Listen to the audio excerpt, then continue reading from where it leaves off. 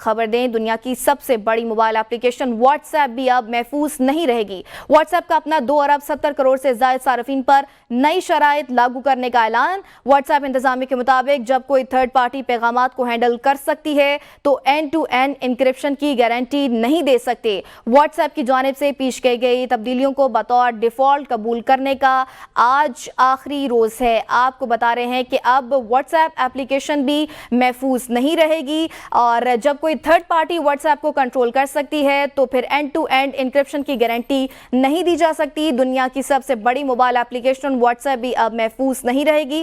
WhatsApp का अपना 2 अरब 70 करोड़ से ज्यादा सार्फिन पर नई शराइत लागू करने का ऐलान। मजीद तफसीलात जानेंगे जुबैर कुरैशी से। जुबैर, आगाह कीजिएगा।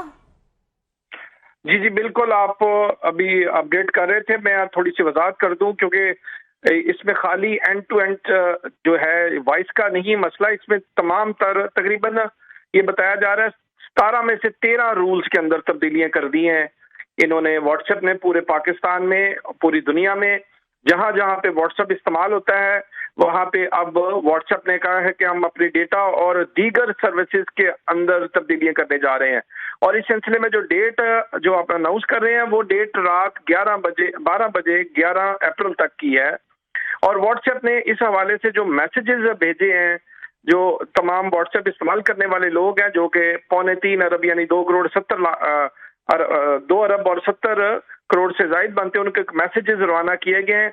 इसमें जो उन्होंने अपना वजाहत की है मैं आपको थोड़ी सी बता देता हूं। उन्होंने कहा है कि हमने यूरोपीय इलाके में यूरोप के नए जो कायदे ज़वाबित उनको हम अमल दरामद करने जा रहे हैं और वो डिजिटल सर्विसेज एक्ट और डिजिटल मार्केट्स एक्ट का उसको नाम दिया गया है।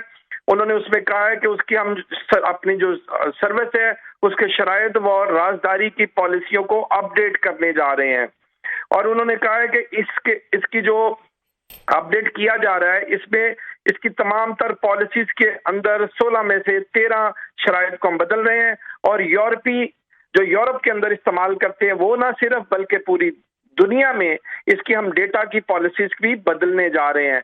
और उसकी बुनियादी वजह यह है कि इसको थर्ड पार्टी भी आपको एक्सेस कर सकेगा और ये यूरोप की जो डीएमए जिसको हम कहते हैं डिजिटल मार्केट एक्ट है उनके रूल्स के मुताबिक इसको चलाया जाएगा।